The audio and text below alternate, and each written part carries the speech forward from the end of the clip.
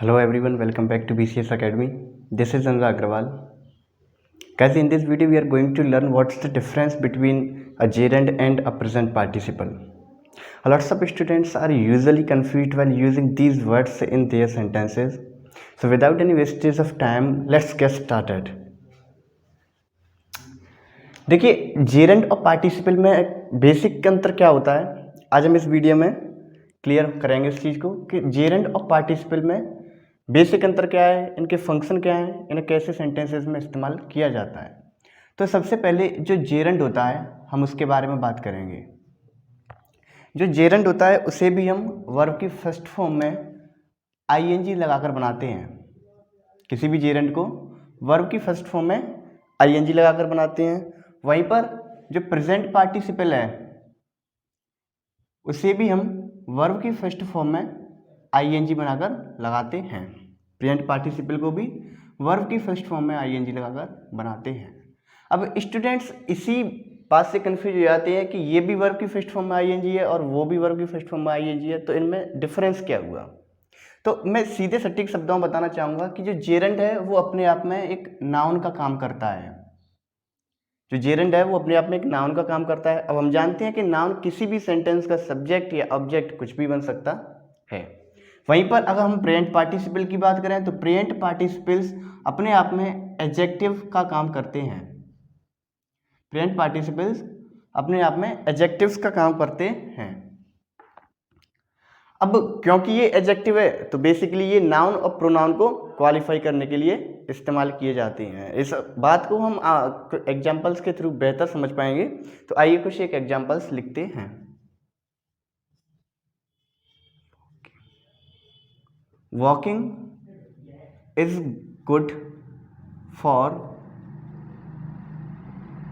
Once health. Walking is good for one's health. देखिए, घूमना या चलना एक व्यक्ति की स्वास्थ्य के लिए बेहद अच्छा है।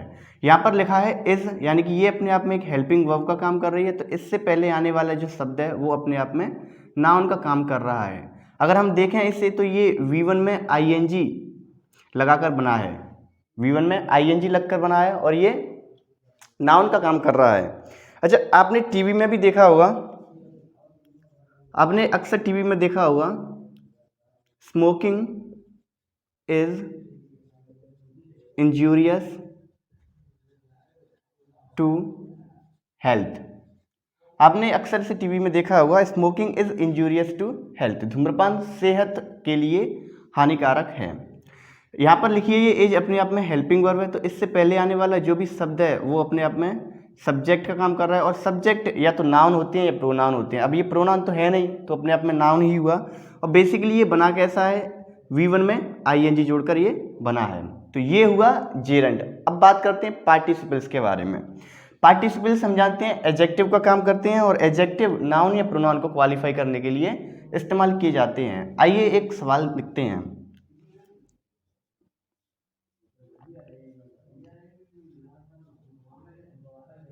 I saw a burning house. I saw a burning house.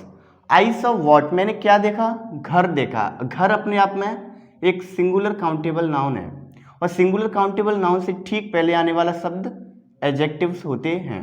अब कैसा घर देखा? जलता हुआ घर देखा। ये अपने आप में कॉन्टिन्यूस एक्शन दिखाता है जो अभी कंप्लीट नहीं हुआ है। घर कैसा था? जलता हुआ घर था। अगर हम बात करें तो ये बना कैसी है, वर्ब की फर्स्ट फॉर्म में आईएनजी जोड़कर ये बना है और काम एडजेक्टिव का कर रहा है। आइए एक बहुत ही अच्छा सा एग्जांपल मैं इसके लिए लिखता हूं। An old man was walking with the help of a walking stick as walking improves one's health। एक वृद्ध व्यक्ति चल रहा था, कैसे? With the help of a walking stick, एक वॉकिंग स्टिक की सहायता से। As walking improves one health, जैसा कि हम जानते हैं कि चलना एक व्यक्ति के स्वास्थ्य के लिए लाभदायक होता है। अब यहाँ पर जो शब्द वॉकिंग है वो 3 बार अलग अलग इस्तेमाल किया गया है और यहाँ पर तीनों शब्दों का अलग अलग फंक्शन है, अलग अलग मीनिंग है। अगर हम पहले वाले शब्द की बात करें तो an old man was walking, ये जो अपने आप में लिखा हुआ है ये अपने आप में वर्ब का काम कर रहा है, क्योंकि ये हेल्पिंग वर्ब के बाद आ रहा है और ये वर्ब का काम कर रहा है।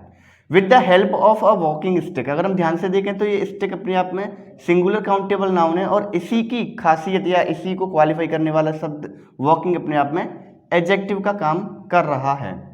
अब आगे बढ़ते हैं हम तो देखते हैं एज वॉकिंग, तो ये वॉकिंग है वो वर्ब से पहले आ रहा है, ये हमारी मेन वर्ब हुई और इससे पहले आकर ये सब्जेक्ट का काम कर रहा है और हम जानते हैं कि सब्जेक्ट या तो नाउन हो सकते हैं या प्रोनाउन हो सकते हैं। आइए एक एग्जांपल और देखते हैं।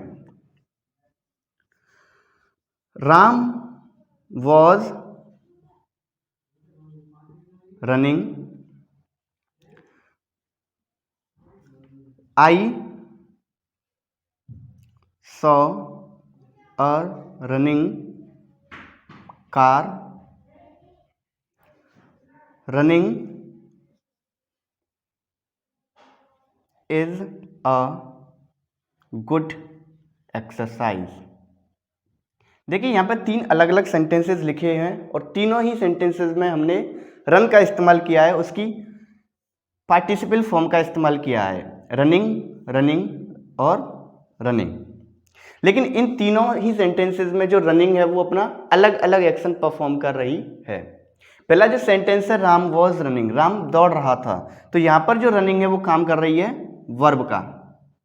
अगर मैं अगले सेंटेंस की बात करूं, I saw a running car, मैंने एक दौड़ती हुई कार देखी, तो हमारा जो ऑब्जेक्ट है वो क्या हुआ, कार, यानी कि ये अपने आप में सिंगुलर काउंटेबल नाउन है, इससे पहले आने वाला शब्द एडजेक्टिव का काम कर रहा है और बना तो ये भी वर्ब की फर्स्ट फॉर्म में आईएनजी लगाकर ही है। फिर आता है running is a good exercise, मैं अगर पूछूं what is a good exercise, तो व्हाट का जवाब हमें रनिंग दे रहा है और ये हेल्पिंग वर्ब से पहले लिखा हुआ है, यकीनन ये सब्जेक्ट यानी कि नाउन का काम कर रहा है। आई होप अब आपको समझ आ गया होगा कि जेरेंट पार्टिसिपल और वर्ब की फर्स्ट फॉर्म में आईएनजी, इन तीनों में क्या डिफरेंस होता है। आपको ये वीडियो लेक्चर यदि पसंद आया हो तो वीडियो को लाइक करें और चैनल को सब्सक्राइब करें। मैं फ्यूचर में ऐसी ही वीडियो डालता रहूँगा ताकि आपके कंसेप्ट बेहद सरल रूप से क्लियर हो सकें। Thanks for watching this video, let's meet in the next video. Thank you.